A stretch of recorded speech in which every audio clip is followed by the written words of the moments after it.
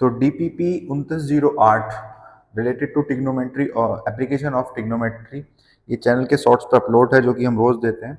इसका सॉल्यूशन है, 3 क्वेश्चन है मात्र। ठीक है, पहला question, 2 man on either side of a cliff 75 metre high. ठीक है, 75 मीटर लंबी कोई क्लिफ है, 75 मीटर, 2 मैन हैं। ठीक है, दोनों side, either side of a Cliff, and observe the angle of elevation of top of the Cliff. एक 30 डिग्री से देख रहा है, एक 60 डिग्री से देख रहा है इस क्लिफ के टॉप को। ठीक, बताना है find the distance between 2 man, find the distance between 2 man. ठीक, एक 60 डिग्री से इसे ऑब्जर्व कर रहा है, ज्यादा बड़ी लंबी से छोटा बना होगा। ठीक, एक इसे 60 डिग्री से ऑब्जर्व कर रहा है, that is angle of elevation 60 degree, और बेटा एक इसे 30 डिग्री से ऑब्जर्व कर रहा है। कितने से? 30 डिग्री से ऑब्जर्व कर रहा है। तो हमें क्या बताना है बेटा, मैं इन दोनों मेंस के बीच की डिस्टेंस बतानी है। इसे मैं ए मान लूं, इसे बी, इसे सी और इसे डी। मतलब सी डी क्या है? आपकी हाइट ऑफ क्लिफ है। C D is what? Height of cliff. ठीक, अब निकालना हमें क्या है? हमें निकालना है बेटा ए बी, हमें निकालना है ए बी। और ए बी जो मेरी निकलेगी वो ए बी निकलेगी अगर मैं ए डी प्लस क्या कर दूं? बी डी कर दूं। अगर मैं ए डी प्लस क्या कर दूं बेटा? बी डी कर दूं, तो मेरी क्या निकल जाएगी? ए बी निकल जाएगी। अब पहले मेरे पास चैलेंज है कि मैं ए डी निकालूंगा फिर बी डी निकालूंगा। बहुत सिंपल है बेटा, एक साइड दे रखी है, एक एंगल दे रखा है, बहुत इजीली निकल जाएगा। एंगल के सामने वाला परपेंडिकुलर, बराबर वाला बेस, और बेस ही हमें निकालना है। क्या लगता है? Perpendicular base tan 30। क्या? tan 30, and tan 30 is what? 75 upon AD, 75 upon AD। और tan 30 की वैल्यू क्या होती है बेटा? 1 upon under root 3, 75 upon AD। और यहां से आपका AD निकल कर क्या आया? 75 under root 3 metre, 75 under root 3 metre, ये हमारा AD निकल के आया। ठीक, अब बात करेंगे BD की, बात करेंगे BD की। तो tan 60, tan 60, ठीक, 75 अपॉन 75 अपॉन BD। ठीक है, अंडर रूट 3, 75 अपॉन BD। अब BD equals to 75 under root 3 metre, 75 under root 3 metre. BD इतना हो गया और AD कितना हो गया आपका? 75 अंडर रूट 3। अब बात करेंगे बेटा AB equals to, AB equals to AD plus BD, AD plus BD equals to 75 under root 3 plus 75 under root 3। ठीक, 75 अंडर रूट 3 और 75 अपॉन में अंडर रूट 3। ठीक है बेटा, 75 ले लो common, under root 3 plus 1 upon under root 3। ठीक, calculation करी, 75 ये 3 हो गया, under root 3 plus 1 upon under root 3। Clear है? ठीक, अब क्या करेंगे? फर्दर कैलकुलेशन रह जाती है सिर्फ 75 into 4, 75 into 4 under root 3, 75 into 4 under root 3। Under root 3 हम अपॉन में छोड़ते नहीं है according to rules of math. Under root 3 rationalize कर दिया।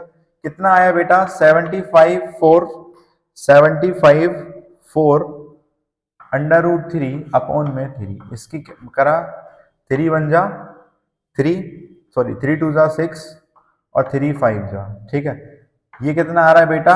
25 4 जा 100, 100 under root 3 metre, 100 under root 3 metre. A B की डिस्टेंस आ रही है, मतलब द डिस्टेंस बिटवीन 2 मैन। इसकी वैल्यू लगा लोगे तो आपका आंसर आ जाएगा 1.732 मीटर। वैल्यू हमें जब ही लगानी है जब हमारा क्वेश्चन साइड में लिख कर देगा, अदरवाइज इतना भी आपका आंसर ठीक है। अगला क्वेश्चन देखते हैं।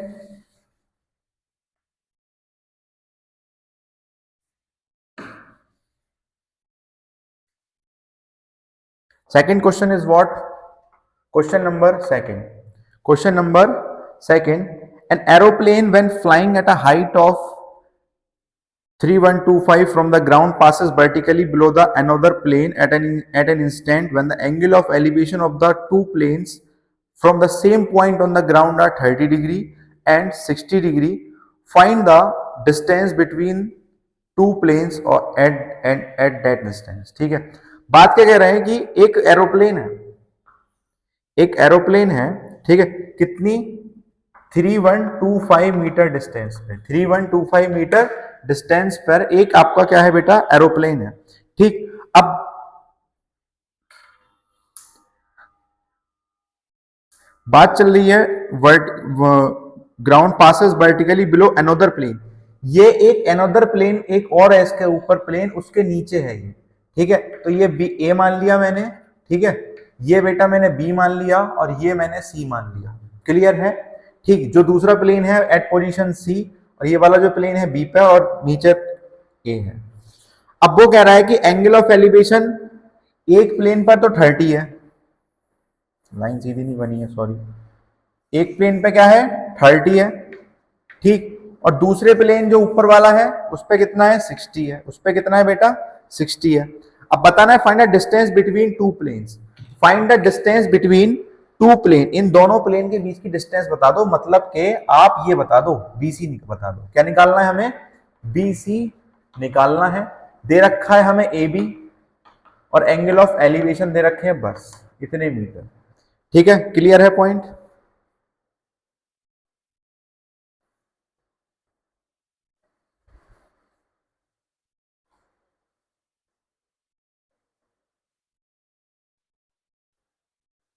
अब बेटा बात करेंगे हमें कैसे, क्या निकाल, इसे x मान लेते हैं, बीसी को मैंने x मान लिया। ठीक है, मेरे पास अभी ये वाली हाइट भी नहीं है, ये है। अब एक एंगल दे रखा है, एक साइड दे रखी है, इससे पहले ये निकालूंगा फिर बड़े वाले ट्रायंगल में जाऊंगा और शायद मेरा x निकले। ठीक, चलो आ जाओ। इन ट्रायंगल इसे मान लो ए बी सी डी। ठीक, in triangle what, in triangle B A D, B A D सामने वाला परपेंडिकुलर बराबर वाला बेस क्या आ जाएगा 10 10 30। ठीक, 10 30 equals to A B upon A D, A B upon A D 1 upon under root 3। और ए B की बात क्या हो गई बेटा, ए बी दे रखा है इतना अपॉन में ए डी। ठीक, और बेटा A D equals to 3125 under root 3 metre. ठीक है, ए डी कितना आ गया 3125 अंडर रूट 3 मीटर। अभी अंडर रूट 3 को नहीं छेड़ेंगे, शायद आगे जाके कैलकुलेशन इजी पड़ जाए। ठीक है, मैं पहले भी बताता चलता हूं, एकदम से कैलकुलेशन हमें नहीं छेड़नी। तो मेरा एडी कितना आया बेटा 3125 अंडर रूट 3 मीटर आया। अब बड़े वाले ट्रायंगल में ले लो, in triangle C D, in triangle C A D, in triangle C A D, तो 1060 ले रहे हैं, 1060 perpendicular upon base, perpendicular is what AC और बेस इज व्हाट AD। ठीक है, बेस इज व्हाट AD। तो 1060 क्या है बेटा 1060 होता है आपका अंडर रूट 3। AC कितना दे रखा है AC है बेटा 3125 प्लस x। ठीक है, अपॉन में AD कितना दे रखा है, AD अभी निकाला था 3125 अंडर रूट 3, 3125 अंडर रूट 3।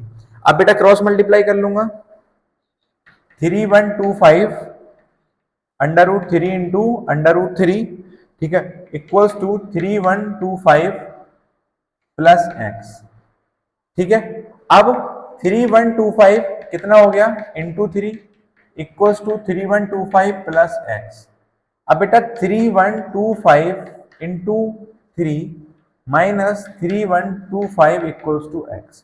अब x इक्वल्स टू बेटा कॉमन ले लो 3125, यही बोला था कि इसलिए कैलकुलेशन इजी करनी है। ठीक, 3125 मैंने कॉमन ले लिया और ये क्या हो गया 3 माइनस 1, यहाँ पे 3 बचा, यहाँ पे 1 बचा। ठीक, अब 3 माइनस 1 इक्वल्स टू व्हाट बेटा 3 माइनस 1 होता है 2 और इसे हम कैलकुलेट कर लेंगे 5 2 जा 10, 2 2 जा 4 और 5, 2 1 जा 2 और 3 2 जा 6, इतने मीटर। x कितना आ गया इतने मीटर, x मतलब के BC आ गया, x मतलब के BC इक्वल्स टू 6250 मीटर।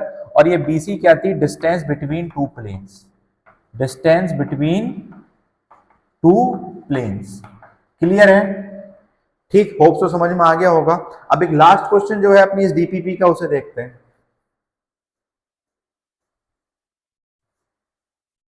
बेटा जो लास्ट क्वेश्चन है वो क्या कह रहा है, द एंगल, देखिए क्वेश्चन बहुत बड़ा था, ये क्वेश्चन जो लिखा हुआ है बहुत बड़ा क्वेश्चन लिखा हुआ है, बट इस क्वेश्चन से हमें डिमोटिवेट नहीं होना कि इतना बड़ा क्वेश्चन है। ठीक, एक बार दरिया में उतर के उतरो तो सही, वरना क्या पता आंसर बहुत इजी हो। ठीक है, बस वही वाला हिसाब है, बताओ इसमें कौन सा अलग कॉन्सेप्ट लग रहा है, बस क्वेश्चन बड़ा है, जो उसकी लैंग्वेज है वो बड़ी हो गई है। ठीक, अगला क्वेश्चन है the angle of elevation of the top of a building from the foot of a tower is 30 degree. ठीक है, from the foot of the tower, एक बिल्डिंग से एक टावर, एक बिल्डिंग से एक टावर ले लिया। ठीक है, बिल्डिंग के फुट से टावर का टॉप कितना है, बिल्डिंग के फुट से टावर का टॉप कितना है बेटा, 30 है। ठीक, अगला बोला है and the angle of elevation of a top of a tower from the, अच्छा ये 60 है अगर हम इसे बिल्डिंग मान रहे हैं। ठीक, तो ये मान लो 60 हो गया। ठीक है, अगर मैंने इसे टावर माना, इसे बिल्डिंग माना, A B is building and C D is tower. पहला, angle of elevation from the top of a building, from a top of a building, of a top of a building from the foot of the tower is 30 degree. ठीक है, from the foot of the tower is 30 degree. ठीक, tower ये मैंने माना तो इसके foot से इसके टॉप का एंगल ऑफ एलिवेशन 30 डिग्री। ठीक, और दूसरा, and the angle of elevation of the top of a tower from the foot of the building is 60 degree. ठीक, अब आ जाओ बात, देखिए हमारी कैलकुलेशन चेंज हो सकती है, हम इसे 30 मान लें, इसे 60 मान लें, कोई दिक्कत नहीं पड़ने की। ठीक है, अब पूछ क्या रहा है वो,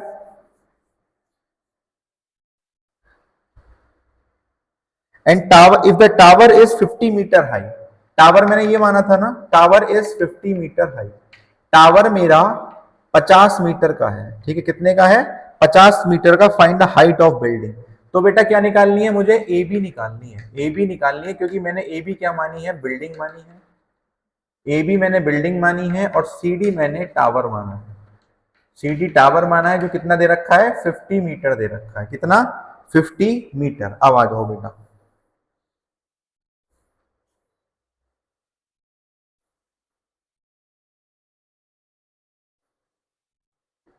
लिसन, कौन से ट्रायंगल में लेंगे, पहले तो इस ट्रायंगल के लिए ये निकाल लो, दोनों के लिए कॉमन है, इसके सहारे से निकल जाएगी, बहुत इजी क्वेश्चन है।